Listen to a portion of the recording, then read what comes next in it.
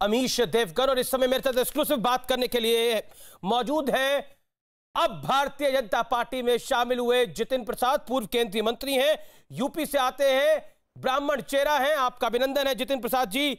आपका एक दिन का अनुभव, या तो कहूं मैं पिछले 32 घंटे का अनुभव नई नवेली भारतीय जनता पार्टी में कैसा है?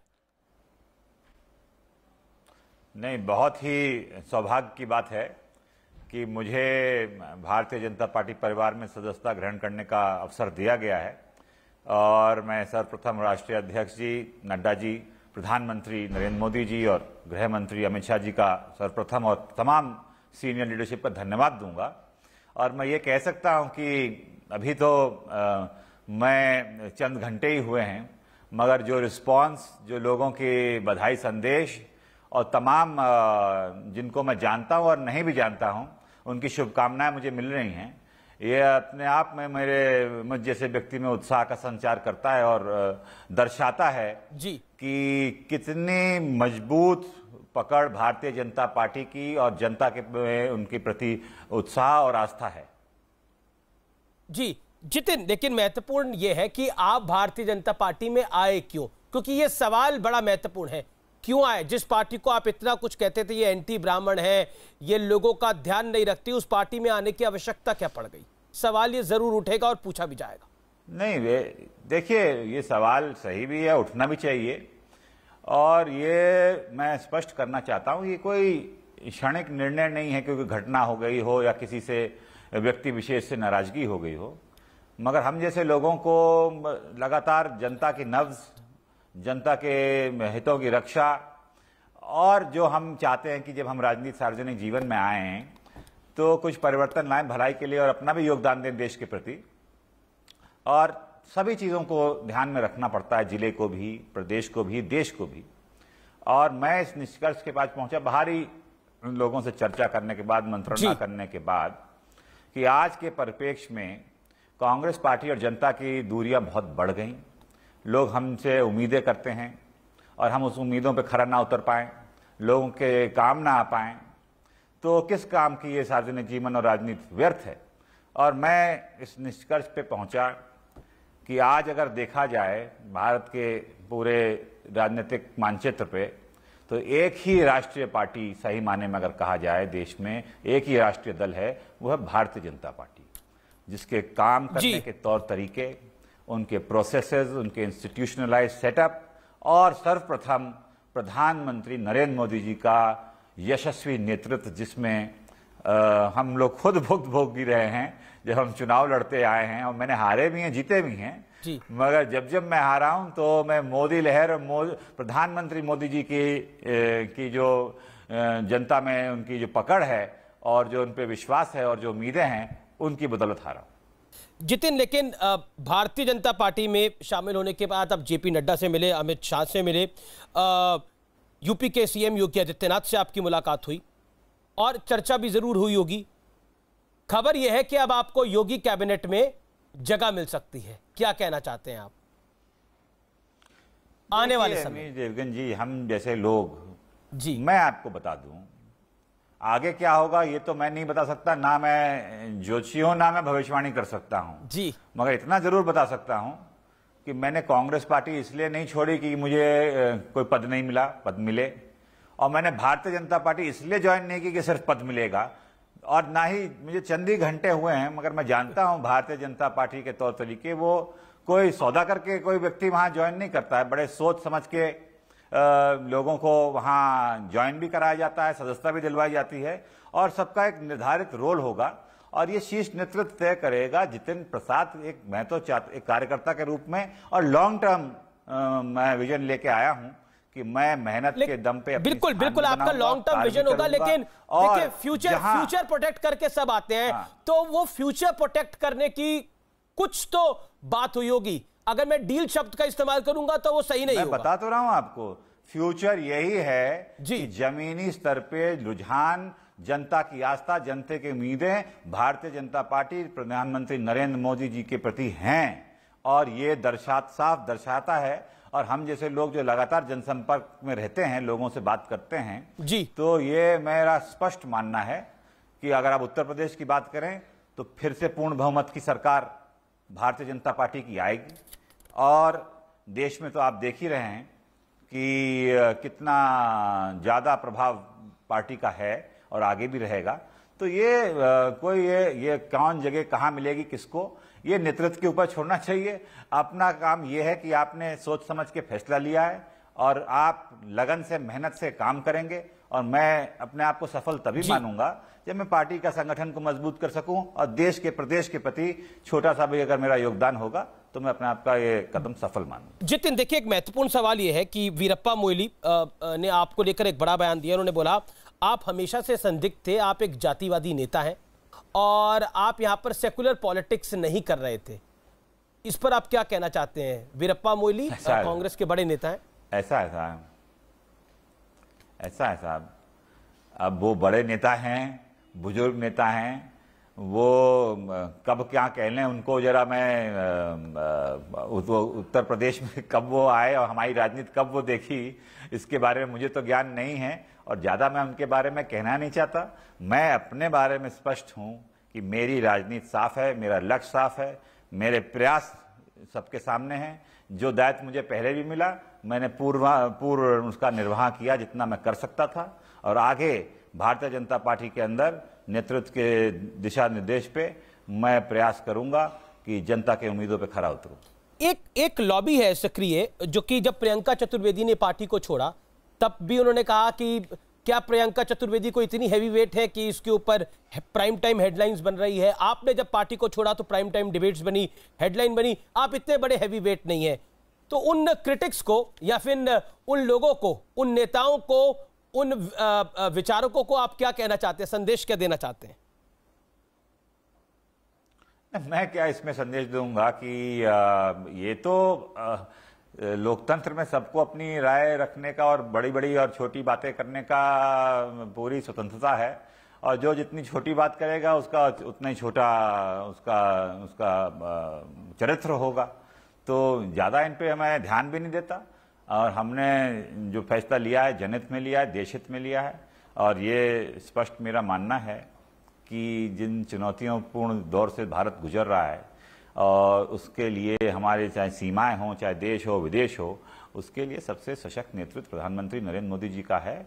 और आज समय यही है कि हम सब उनके पीछे लामबंद हों और उनके नेतृत्व को और मजबूत करें और भारत के आने वाली पीढ़ियों का भविष्य और सुनहरा करें। एक ट्रेंड बन गया है जितिन प्रसाद, जो पार्टी छोड़ के जाता है उसके लिए अब शब्दों का इस्तेमाल होता है, झड़ी लग जाती है। आपकी तीन पीढ़ियों ने कांग्रेस को अपना लहू दिया, इसको हम कह सकते हैं, अपना खून पसीना दिया। अब आपने पार्टी छोड़ दी तो मध्य प्रदेश कांग्रेस ने क्या ट्वीट किया मुझे आपको बताने की जरूरत नहीं है, छत्तीसगढ़ कांग्रेस ने क्या ट्वीट किया वो मुझे आपको बताने की जरूरत नहीं है, नेताओं ने क्या बोला वो मुझे आपको बताने की जरूरत नहीं है, वो सब आपने सुना होगा। क्या कहना चाहते हैं आप? ये अपशब्द क्यों? अभी मैंने कहा जैसे छोटे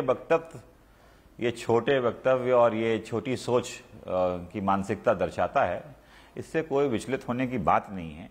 ये तो जो लोग ऐसी भावना रखते हैं वही अपने आप को छोटा दर्शा रहे हैं जनता के सामने। हम लोग जो हैं कि हमारा प्रयास यही है कि मैंने कोई जो लोग कहते हैं कि अपॉर्चुनिस्ट हैं या फलाना है, हमने भी 2014 के बाद 7 साल विपक्ष में गुजारे हैं। जैसे मैंने बताया 2 लोकसभा चुनाव में मेरी पराजय हुई, सभी की हुई उत्तर प्रदेश में। विपक्ष में, भारतीय जनता पार्टी के विपक्ष में सभी बड़े बड़े नेता धराशय हो गए, कोई हम ही नहीं। और अगर हमें जाना होता तो हमें तो मालूम है जनता का क्या रुझान है, तो हम पहले ही चले जाते, 7 साल थोड़े इंतजार करते। मगर जब मैंने देखा और महसूस किया कि यहाँ कोई परिवर्तन नहीं आ रहा है, जनता के प्रति कोई रुझान नहीं बढ़ रहा है, जनता की दुनिया और बढ़ती चली जा रही है, हम लोग बिल्कुल जो हमारा लक्ष्य होता है जनता की सेवा करने का, वो उसकी पूर्ति नहीं हो रही है, तब जाके मैंने ऐसा फैसला लिया है। ये जो फैसला है ये कोई हम जैसे लोगों को, आपने कहा ना 3 पीढ़ियां कांग्रेस में हो गई, कोई क्षणिक नहीं होता और एकदम से कोई किसी पदों के उस पे पीछे नहीं होता है। ये सोचे समझ के और जो भारत के हित में है और अपने हित में है और जनता के हित में है, इसके बाद लिया गया। एक महत्वपूर्ण सवाल, जब आपने पार्टी छोड़ने का मन बनाया तो क्या उससे पहले आपकी राहुल गांधी से या प्रियंका वाड्रा से बात हुई? क्योंकि जनरल सेक्रेटरी हैं प्रियंका गांधी वाड्रा और यूपी की प्रभारी भी हैं, उनसे कोई बात हुई आपकी? नहीं, मेरी कोई इस विषय पे मंत्रणा नहीं हुई जो मैं कह सकूं कि वो पार्टी के, कांग्रेस के पदाधिकारी हैं। मेरी सिर्फ अगर मंत्रणा हुई है तो आम जन से हुई है, हमारे समर्थकों से हुई है, कार्यकर्ताओं से हुई है। मेरा सवाल है, किसी ने आपको रोकने का प्रयास किया वहां पर? मानना रहा, किसी ने आपको रोकने का प्रयास किया? नहीं, रोकने का प्रयास तो उनको किया जाता है जिनको किसी को लोभ लालच दे के आप रोक लें और कहें कि तुम्हें ये पद से नवाज दिया जाएगा। हम तो उन कारणों से छोड़ा ही नहीं है। और ये आप सभी जानते हैं कि मैं ये भी बताना चाहता हूं कि भारतीय जनता पार्टी का क्या महत्व है आज के इस दौर में, जब मैं कहता हूं कि ये सिर्फ एक ही राजनीतिक दल भारत में रह गया। बाकी पार्टियां जो हैं, मैं किसी एक पार्टी की नहीं कह रहा, उनके नेता तो बहुत बड़े बड़े हैं सभी पार्टियों के, मगर पार्टियां छोटी हैं और उन नेताओं को पार्टियों ने नहीं बनाया, नेता लोगों ने पार्टियां बनाई हैं। तो ये भारत के हित में नहीं है। जब कोई व्यक्ति विशेष कोई पार्टी बना देगा तो वो उसी के इर्द गिर्द घूमेगी और चुनाव के वक्त सब आ जाते हैं, एक हट्टा, एक यूनाइटेड बन जाते हैं कि भारतीय जनता पार्टी को हराएंगे। इससे भारत का भला नहीं होने वाला। इनकी कोई दिशा नहीं है, इनकी कोई सोच नहीं है, इनके आने वाले नौजवान पीढ़ियों के लिए कोई स्पष्ट नीति नहीं है। तो आपका कहना है कि जो पार्टियां परिवार के आधार पर चलती हैं, जैसे समाजवादी पार्टी हो गई, कांग्रेस पार्टी हो गई, एनसीपी हो गई, इनका कोई भविष्य नहीं है आने वाले भविष्य में? नहीं, मैं ये कह रहा हूं, मैं किसी पार्टी का नाम नहीं ले रहा हूं। पर ये पार्टियां परिवार पर चलती हैं, कांग्रेस गांधी परिवार पर, समाजवादी पार्टी यादव परिवार पर, यानी अखिलेश यादव परिवार पर, और एनसीपी हो गई तो वो शरद राव पवार के परिवार पर चलती है, या फिर अकाली दल हो गया वो बादल परिवार पर चलती है, शिवसेना हो गई वो ठाकरे परिवार पर चलती है। मैं क्या कह रहा हूं कि ये इनके नेता तो बहुत बड़े हैं जी, और जनता ने उन्होंने संघर्ष भी किया, इतिहास भी रहा है इनके जो नेता हैं, तभी इनको ये मुकाम मिले हैं, बड़े बड़े पदों पे बैठे हैं जी। मगर उसके बाद मैंने जैसे बताया ना, नेता लोगों ने पार्टियां बना दी हैं, पार्टी ने नेता नहीं बनाया है जी। ये सोचने वाली बात है कि जब तक इंस्टीट्यूशनलाइज्ड पार्टीज नहीं होंगी, जब तक clear vision and long term goals नहीं होंगे और सिर्फ व्यक्ति विशेष के इर्द गिर्द पार्टियां घूमेंगी, तो वो व्यक्ति की उनकी प्राथमिकता रहेगी, भारत और देश और प्रदेश की नहीं रहेंगी। तो ये सोचने का वक्त है और ये ही परिवर्तन आ रहा है भारत के अंदर, और इसी वजह से भारतीय जनता पार्टी का रुझान और पकड़ और उसका संगठन और मजबूत हो रहा है। और ये नेतृत्व जो प्रधानमंत्री नरेंद्र मोदी जी दे रहे हैं और अमित शाह जी दे रहे हैं, जेपी नड्डा जी दे रहे हैं, ये इंस्टीट्यूशनलाइज सेटअप के प्रोडक्ट्स हैं। एक बड़ा महत्वपूर्ण पॉइंट है ये। इस समय आप बोल रहे हैं कि आपको कोई लालच नहीं था, तो आपको चाहे राहुल गांधी होते, चाहे प्रियंका गांधी वाड्रा होती, रोक क्या लेते? लेकिन ये सचिन पायलट को रोक रखा है। पिछले साल वो जाने वाले थे लेकिन उनको रोक लिया। वहां क्या गेम चल रहा है, उसके ऊपर आप क्या कहना चाहते हैं? ऐसा मैं नहीं, हम देखिए ये बात बड़ी आती है। अब सचिन पायलट जी की राजनीति, प्रदेश, उनका परिस्थितियां अलग हैं। क्या वहां हुआ क्या नहीं हुआ वो सचिन पायलट जी बता पाएंगे। आपके मित्र हैं, आपके साथ कैबिनेट में भी रहे। और जो हो रहा है वो जो हुआ और जो हो रहा है वो सबके सामने है। इसमें मुझे कोई ऐसी अंदरूनी जानकारी ऐसी स्पेशल नहीं है जो आपको नहीं है अमीश जी।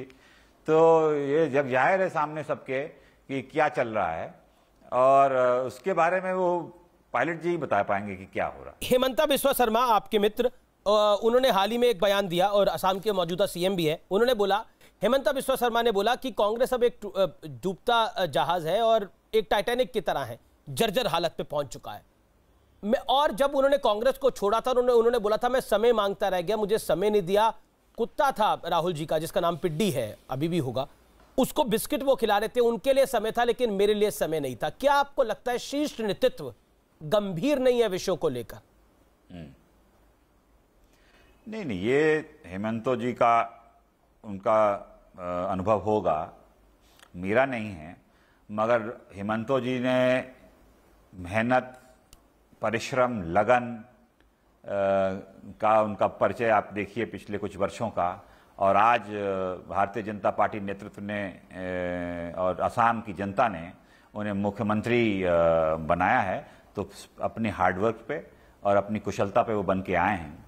तो ये एक बहुत बड़ी चीज़ है और ये दर्शा रहा है कि कांग्रेस पार्टी का देश में जो ये रिजल्ट आ रहे हैं विभिन्न चुनाव के, ये दर्शा रहा है कि जनता और पार्टी में दूरियां, वोट शेयर्स घट रहे हैं, गवर्नमेंट्स और सीटें नहीं निकल पा रही हैं और जो दिशा होनी चाहिए, एक क्लैरिटी और विजन, वो नहीं है। लोग हमसे सवाल करते हैं कि ये आइडियोलॉजिकल आपने शिफ्ट कर लिया। जो आपने भी पूछा मुझसे कि विचारधारा के बिल्कुल विपरीत अब देश में एक ही विचारधारा है और वो है नेशनल इंटरेस्ट, देश हित। वो ही सबसे सर्वप्रिय है और वो ही ध्यान में रखते हुए फैसले होने चाहिए। और जो लोग कहते हैं वो स्वतंत्र तो हैं, मगर कांग्रेस पार्टी की जो एक दिशा और एक महाराष्ट्र में शिवसेना से अलायंस हुआ, तो वो भी तो सैद्धांतिक विचारों के विपरीत थी। महाराष्ट्र में शिवसेना, बंगाल में लेफ्ट और फुरफुरा शरीफ, बंगाल के तो आप प्रभारी थे कांग्रेस के, बंगाल में फुरफुरा शरीफ और बिल्कुल आप केरल में लेफ्ट के खिलाफ चुनाव लड़ रहे हैं। उसका अंजाम ये हुआ, केरल में सरकार बनी नहीं, बंगाल में जीरो और असम में सरकार नहीं बनी। वहां पर आप अजमल के साथ थे। यही मैं कहना चाह रहा हूं, जब बंगाल में एक व्यक्ति विशेष फुरफुरा शरीफ के, जिनका कोई राजनीतिक पृष्ठभूमि नहीं है, उनसे गठबंधन हो जाता है, असम में हो जाता है, वो तो पार्टी चला रहे हैं, मगर वो ये कोई स्पष्ट नीति के तहत नहीं हो रहा है। और बंगाल और केरल में कांग्रेस पार्टी का एक जगह गठबंधन है, एक जगह उसी पार्टी से सीधे सीधे लड़ाई है, सामने सामने राजनीतिक। तो ये जनता के सामने, आप देश के सामने क्या दिशा प्रस्तुत कर रहे हैं? देश देख रहा है, देश की जनता देख रही है कि ये वैचारिक सिद्धांतों के बिल्कुल विपरीत है जो कांग्रेस पार्टी बोलती आई है।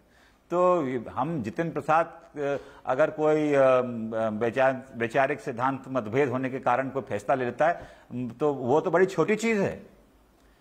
असली तो ये है जो भला तभी पार्टी का, कांग्रेस का होगा जब वो अपने अंदरूनी उसमें झांक के देखें और नीति और रीत अपनी स्पष्ट करें और उस दिशा में चलें।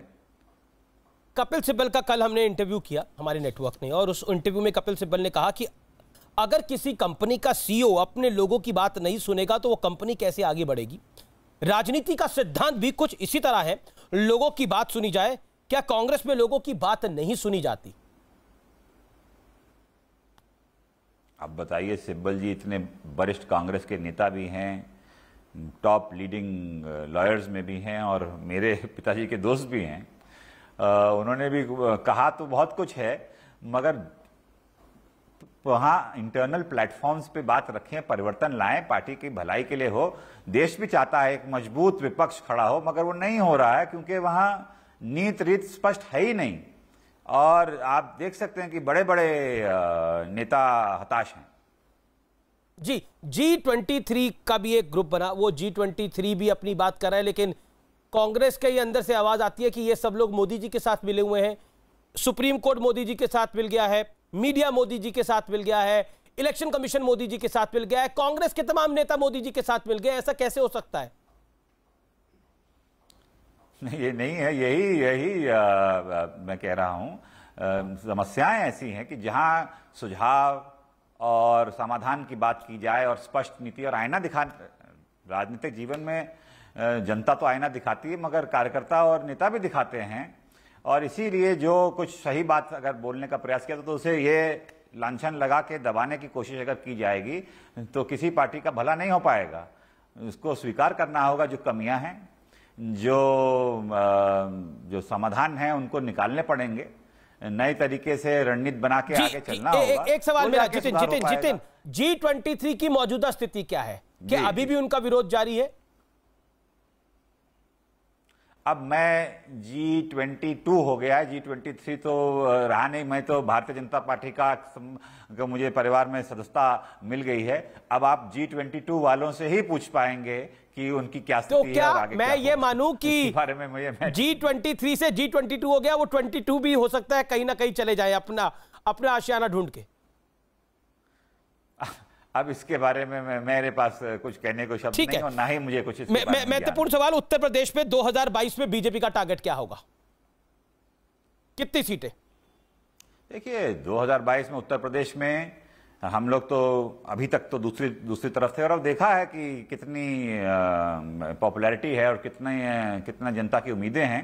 और मैंने देखा है कि उत्तर प्रदेश में भारतीय जनता पार्टी सरकार ने जम के काम किया है, चाहे वो इंफ्रास्ट्रक्चर हो, चाहे वो एजुकेशन हो, चाहे वो जो भी आप पैरामीटर्स ले लें।